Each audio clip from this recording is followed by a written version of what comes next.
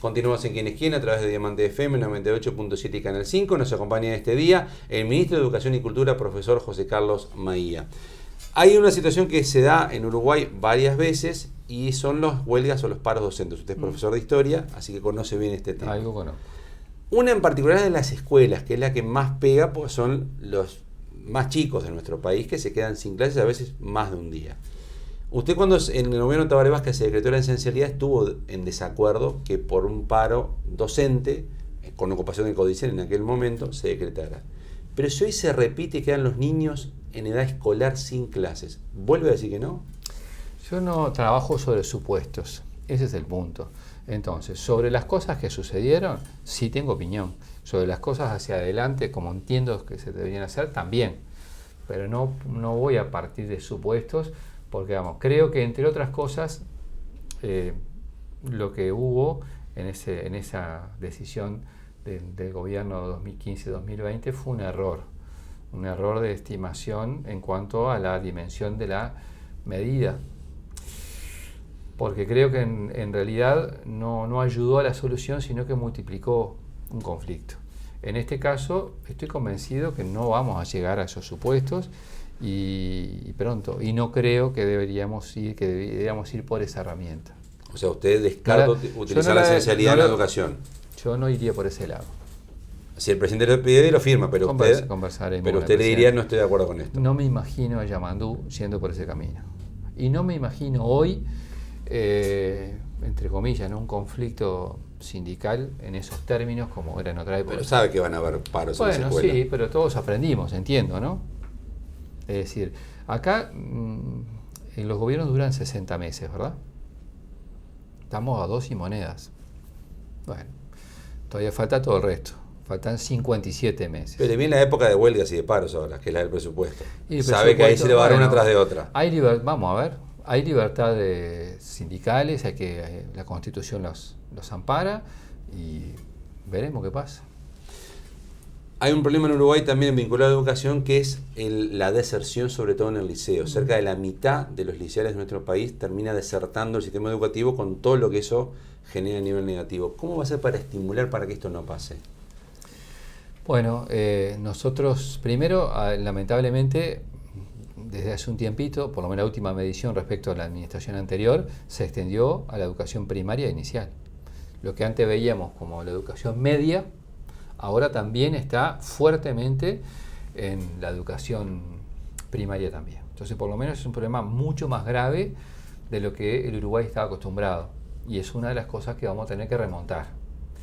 Número 1, creo que hay varias herramientas para trabajar. Ninguna a corto plazo, exacto. Vamos a tener una campaña bien público, que vamos a tratar de llegar con mensajes al público objetivo, entre comillas, público objetivo, y a los propios adolescentes y a sus familias, sobre todo, sobre el valor que tiene que tener para todos estudiar, aprender y desarrollarse y tener oportunidad en la vida. Segundo, hay herramientas, por ejemplo el Plan Ceibal, que nos va a permitir llegar también articulando con los docentes a todas las familias. Entonces, y además, cuando tengamos los contenidos desde el punto de vista curricular actualizados, debe haber también un acompañamiento desde el punto de vista multidisciplinario, profesionales de la salud, etcétera. ¿Contenido curricular actualizado quiere decir una modificación de la transformación educativa? Sí. Vamos a ver en qué términos. Pero ¿Se viene una nueva transformación de la transformación? Lo que pasa es que la transformación de nombre, un nombre muy pomposo.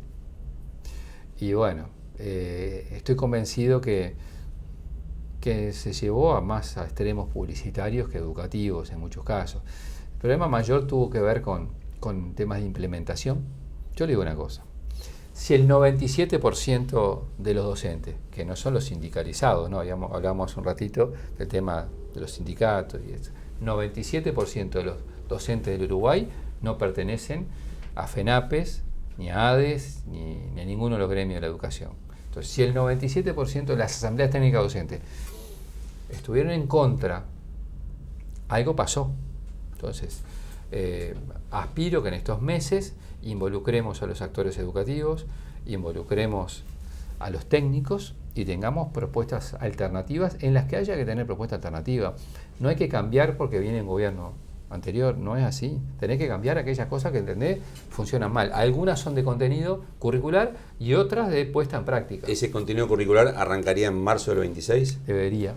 Yo quisiera que fuera así. Es más, también, previo a mi asunción, tuve una reunión con el decano, con el rector de la universidad y varios decanos.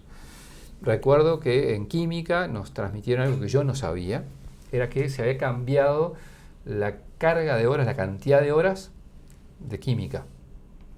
Es decir, se estaba enseñando menos que lo que exigía la Facultad de Química para ingresar, para entrar. La pregunta es, ¿por qué se hace ese tipo de cambio si no se mira el mundo universitario y terciario para no hacer las cosas con resultados que no convienen? ¿Va a llegar a llamar reforma educativa a lo que va a presentar para a partir de marzo del 26? Eso es más con ANEP que conmigo, pero... No, pero usted es el órgano No, rector. yo sé que sí. Pero, a ver, no me gusta la grandilocuencia. Entonces, seguramente haya cambios. En otra época... O sea, cambian programas, Por cambian ejemplo, materias, cambian horarios, carga horaria. Eso va a depender una parte de la asignación presupuestal. ¿Por qué? Porque, por ejemplo, queremos tener más cantidad de educación de tiempo extendido.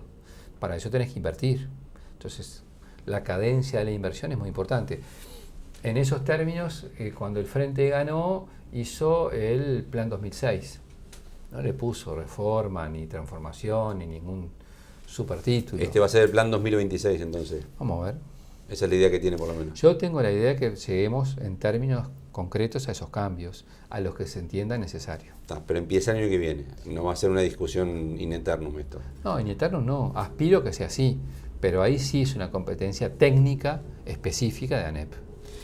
La señora Graciela Bianchi dijo sobre su propuesta que ya envió... ¿La mía? La del gobierno, de enviar la modificación de la LUC en cuanto a la representación docente en secundaria, primaria y UTU, que es una forma de desconocer la voluntad popular y de poner sindicalistas para adoctrinar a los jóvenes en nuestro país. Bueno, ¿qué quiere que le diga? Vamos a lo primero, que es la parte que se debe contestar, la otra no. El Frente Amplio se presentó a la elección. El Frente Amplio ganó en octubre y ganó en noviembre. En el programa de gobierno del Frente Amplio estaba que si ganábamos las elecciones nacionales íbamos a proponer la participación de los docentes en los consejos desconcentrados. Por lo tanto, tan legítima es la voluntad popular en un plebiscito como lo es posteriormente en la elección del gobierno, que públicamente presenta un programa, habla de eso y la gente mayoritariamente lo vota. ¿O tú dices que se plebiscita nuevamente cuando se elige un gobierno? Y digo que la gente tiene claro cuando eso sucede y pronto. Y además, vamos a entendernos, no quiero aquello de mal de muchos consuelo de tontos, ¿no? Pero algunas de las iniciativas que estuvieron en normas que no salieron en materia de seguridad, después medias recicladas, aparecieron en el gobierno anterior. Entonces, yo no haría tanto drama, porque además, insisto, esto estaba en el programa del Frente, la gente votó al Frente Amplio y la fórmula de Yamandú y Carolina sabiendo esto. ¿Espera que quién le dé los 2 votos que le faltan para que esto salga? No lo sé. ¿Está negociando usted en el Parlamento? No, ahí tienen que negociar los parlamentarios. Yo me crucé antes de asumir con el diputado Salle, que en principio parecía que estaba de acuerdo, después habló de otros temas que no hacen a eso, pero veremos. O sea, la opción que veo hoy más cerca es esa. Si yo me guío por lo que leí en sus colegas en prensa, como que los partidos que integraron la coalición no estarían predispuestos a ello, pero veremos. Tampoco se trata de restaurar tal cual estaba la participación, de eso estamos conversando, de la nueva iniciativa vamos a presentar, porque bueno, aspiramos a que tenga sí la participación, pero con contenidos más actualizados. Finalmente, usted tiene una especie de tutoría sobre lo que es fiscalía en la comunicación con el Poder Ejecutivo, por más que es un descentralizado. ¿Va a haber fiscal de corte o no va a haber fiscal de corte designado? Porque ahora está la subrogante del subrogante a cargo de eso. y no hay quien en el sistema político, en el sistema jurídico, en general, diga esto no puede seguir ocurriendo en Uruguay. ¿Va a haber? ¿Se está conversando para que exista ese nombre? Bueno, ojalá lo haya, yo no lo puedo asegurar. Lo que pasa es que eso no depende del gobierno, depende de la oposición y del gobierno, de los dos. Y no se logró acuerdo con la administración anterior, ojalá en esta sí.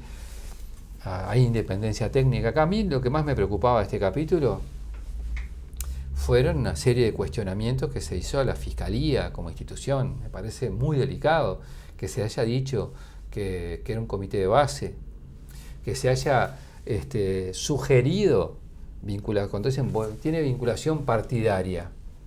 ¿De quién? ¿Con qué prueba? ¿Con qué fundamento? Ninguno. Entonces, me preocupa mucho que se cuestione no ya los fallos, porque los fallos pueden estar a favor o en contra, son todos discutibles, todos aplicables. Y los ciudadanos en democracia tenemos la posibilidad de apelarlos y recurrirlos.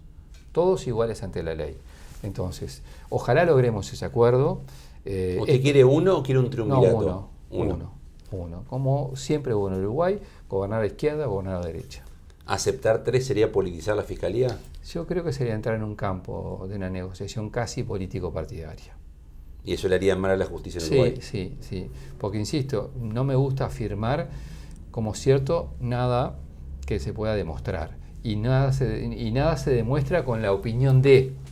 Yo opino que tal cosa. No. Trae pruebas. Probá que lo que estás diciendo es así, más allá de lo que vos opinás que es así. ¿Piensan enviar un nombre al Parlamento y ver qué pasa? ¿O hasta que no esté el humo blanco, ahora que venimos del nombramiento del Papa, no enviarían un nombre al Parlamento?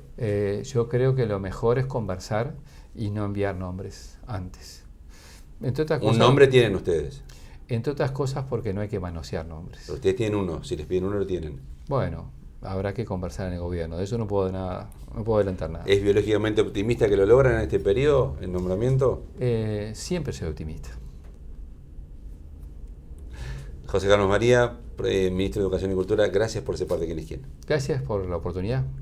Gracias a ustedes por acompañarnos en un programa más. Les robamos como siempre hora principal de emisión de ¿Quién es quién? Jueves 22:30 horas en Canal 5 y Diamante FM.